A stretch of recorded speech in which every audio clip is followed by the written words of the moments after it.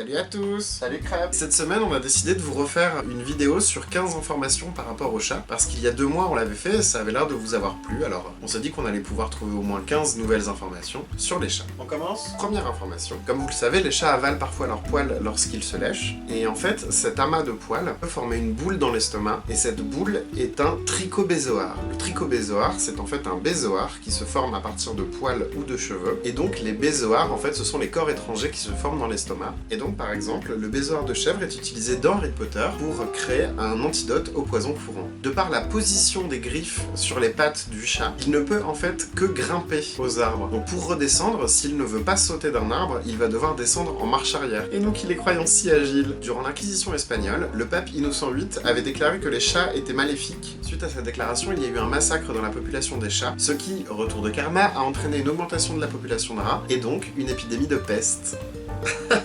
Bien joué! Petite information pour vous la péter en cours de latin, sachez que le mot chat vient du latin catus et définit en fait le chat domestique. Il est opposé à feles, dont vient le mot félin, qui fait bien la différence entre les chats domestiques et les félins sauvages, tel le lion, le roi de la savane. Les moustaches des chats s'appellent en vérité des vibrisses, elles lui servent à se repérer dans l'espace, à s'orienter, à s'équilibrer, et elles sont en général au nombre de 12 de chaque côté du visage. Il en a donc 24, comme les jours avant Noël.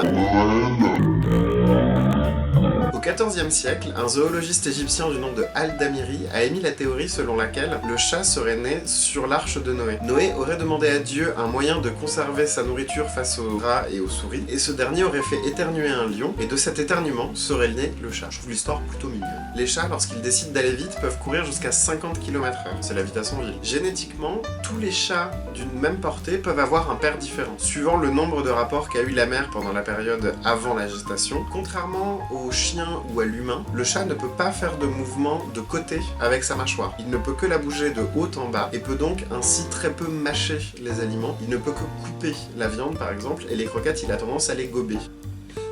En Égypte ancienne, le chat était déifié, et la coutume voulait que lorsque les propriétaires de chats perdent leur animal, ils devaient l'embaumer et faire une cérémonie, et qu'ils respectent ensuite une période de deuil, durant laquelle ils devaient se raser les sourcils. Donc si cette coutume avait persisté, voilà à quoi nous ressemblerions tous à la perte de notre animal de compagnie.